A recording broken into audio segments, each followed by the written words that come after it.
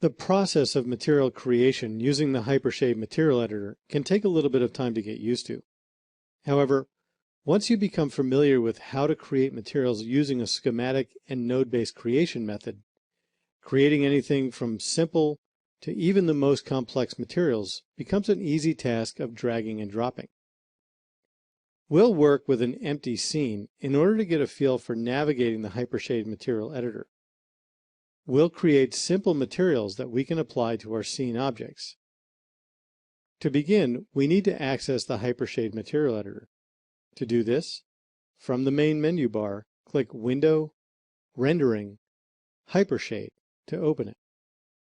Let's take a look at the material editor first before we get into creating any materials with it. The Hypershade material editor is divided into 6 main sections: the menu bar, the main toolbar, the Create and Bins panel, the Hypershade top tabs, and the work area. The primary areas that you'll be concerned with when working with the Hypershade material editor are the Create panel, the Hypershade top tabs, and most importantly, the work area. We're not going to go through the menu and toolbars in detail. We want to look at the 3 main sections that we will have to deal with on a regular basis. The first section, the Create panel, contains the Create bar, which provides access to both the material and map nodes that can be used within the work area. As we look through the Create bar, we have at the top the ability to search for a specific material or map node. This can be handy when trying to find a particular texture map or material node without having to click and look through a long list of nodes. The rollouts in this panel give you access to the individual material and map nodes that you can use to build textures for your scene. If we look at the Maya rollout, we have access to a variety of different surface material types, as well as commonly used 2-dimensional and 3-dimensional textures. Other shader groups within the Maya rollout include the light shaders and utility shaders. The mental ray rollout gives us access to all the mental ray shader nodes that we will work with when we use the mental ray renderer.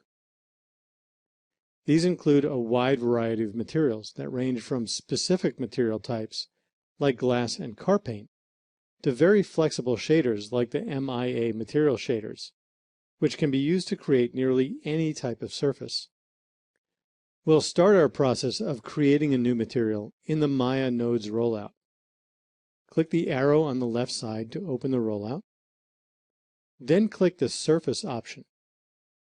Here you have access to the Maya surface materials, which include surfaces like anisotropic, blinn, the layered shader, and specialty shaders like hair tube shader and the ocean shader. Make sure the attribute editor is open. If it's not, click the Attribute Editor tab, or click the Show Hide Attribute Editor icon in the upper right side of the interface. We'll begin creating a simple material with the Maya blinn material. To bring a material into the work area, we simply click once on the material, and it will be placed into the work area. You'll notice 2 things happen.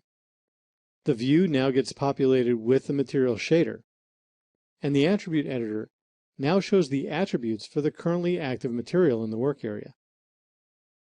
Now we have a material in our work area, and we have access to the attributes for each of the nodes. To access the attributes for any node, simply click the shader node in the work area. On the right side in the Material Attributes window, we now have access to all the material attributes for the Maya blinn shader. We can change the name in the Name Type In box. We can also change all the attributes available for us for this particular material. Depending on which material you select, the attributes will be different. To assign a texture to a material, the process is similar, except that you drag your selected texture using the middle mouse button onto the material in the work area. In the Maya rollout, click the 2D Textures entry in the list. Middle mouse click on top of the checker texture. If it looks like your icon is saying this is not possible, ignore it. Now drag the checker pattern on top of the Blend 1 material, then release the mouse button. The menu that pops up allows you to create the connection between this texture and one of the parameters of the blend material. In this case, click the color option to assign the checker pattern to the surface color of this material. You'll also see the checker attributes now appear in the attribute editor. In order to assign a material to an object, click the material node to select it. Then select the object you want to apply the material to in your scene. Since we have a blank scene, we don't have any objects to apply this material to, but that's okay. We're just going to look at the menu option that will allow us to apply the material. To assign the material to an object, you right-click on the material node, highlight the Assign Material to Selection option, and release the mouse button. That is the basic functionality of the Hypershade Material Editor. You can see that it provides a very visual way of working with materials. Now you can close the material editor.